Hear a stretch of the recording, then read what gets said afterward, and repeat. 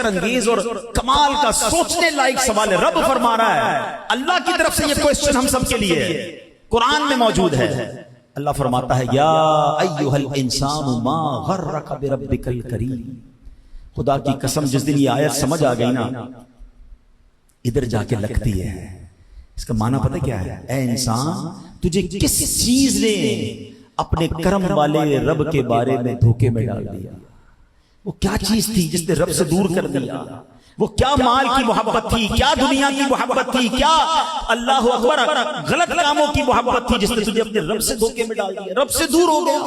یا ایھا الانسان ما غرک بربک الکریم. اللہ قرآن میں پوچھ رہا ہے, اے انسان تجھے کس چیز نے اپنے کرم والے رب کے بارے میں دھوکے میں ڈال دیا؟ یہ سوال مجھ سے بھی ہے, آپ سے بھی, زید, عمر, بکر وغیرہ سب سے ہے. سب کے لحاظ سے اس کا جواب مختلف ہوگا. کسی کو دنیا کی محبت اللہ پاک سے غافل کر رہی ہے, کسی کو مال کی طلب نے اللہ سے دور کر دیا, کسی کو منصب کی چاہت, ارے جناب یہ سیٹ حاصل کرنی ہے, یہ عہدہ حاصل کرنا ہے, چاہے لوگوں کا بیڑا غرق ہو جائے, کسی طرح یہ سیٹ حاصل کرنی ہے, اس سیٹ کے لالچ نے اسے اللہ سے دور کر دیا. کسی کو نفسانی خواہشات اللہ کی یاد سے غافل کر رہی ہے, کسی کو حسد غافل کر رہا ہے, کسی کے دل میں بغض و کینہ ہے, بدلہ لینا ہے, چھوڑنا نہیں ہے, یہ بغض و کینہ اللہ سے دور کر رہا ہے. کسی کو عزت و شہرت کی خواہش غافل کرتی ہے. ایک چیز جو شاید سب کے لیے وبال جان ہے, جو بچ گئے وہ بچے ہوئے ہیں, اس کے علاوہ سب کو اللہ پاک کی یاد سے غافل کرنے والی چیز, بہت بڑی چیز, یہ سوشل میڈیا بھی بن گیا ہے. اے میرے پیارے اسلامی بھائیوں, کتنے ایسے ہیں سوشل میڈیا کی وجہ سے ان کی جماعت چلی جاتی ہے, نمازیں قضا ہو جاتی ہیں, روزانہ سوشل میڈیا چلانے کا ٹائم ہے, تلاوت کرنے کا ٹائم نہیں ہے. یوٹیوب روزانہ بلا ناغہ دیکھتے ہیں, درود پاک روزانہ پڑھا نہیں جاتا,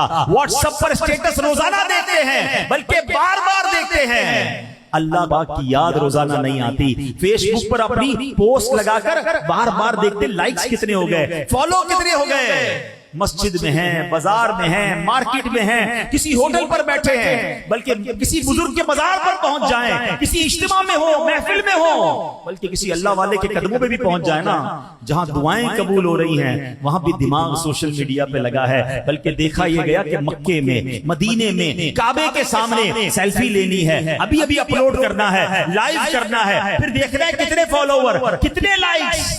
ارے یہ تو رونے کا مقام تھا, یہ تو مانگنے کا مقام تھا, یہ تو گر گڑانے کا مقام تھا. سب رو رہے ہیں اور میں اپنے موبائل میں لگا ہوا ہوں. مجھے تو کبھی کبھی افسوس پتہ ہے کیا ہوتا ہے, کہیں کسی محفل میں گئے, اجتماع میں گئے اور دعا ہو رہی ہے, اور دعا میں مجمع پر رکت آ رہی ہے, سارے رو رہے ہیں, ان میں سے کوئی صاحب اٹھیں گے اور سب کی ویڈیو بنانی, اپنی ویڈیو بنانا. مجھے ہوتا ہے کہ یار سب رو رہے ہیں, مانگ رہے ہیں, تم کس کام میں لگ گئے؟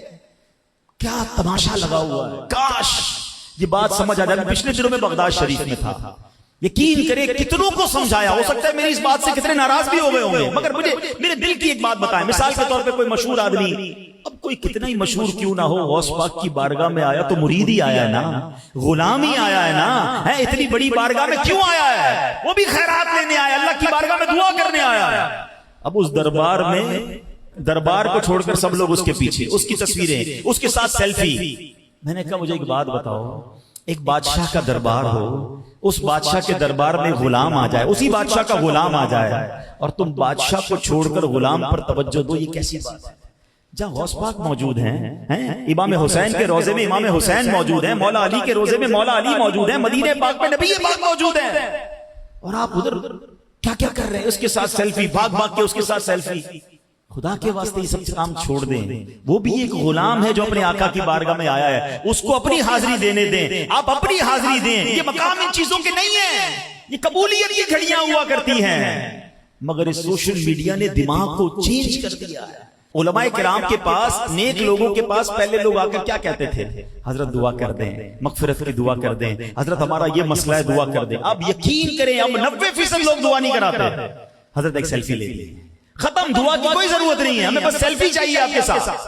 ہمارا فوکس چینج ہو گیا ہے.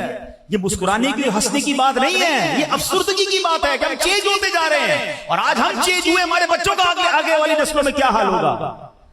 قرآن کہہ رہا ہے, رب فرما رہا ہے, میرے بندے, انسانوں, تمہیں کس چیز نے دور کر دیا, دھوکے میں ڈال دیا کرم والے رب سے. ہم دیکھیں ہماری کتنی ایسی عادتیں ہیں جو آہستہ آہستہ ہمیں رب سے دور کر رہے ہیں.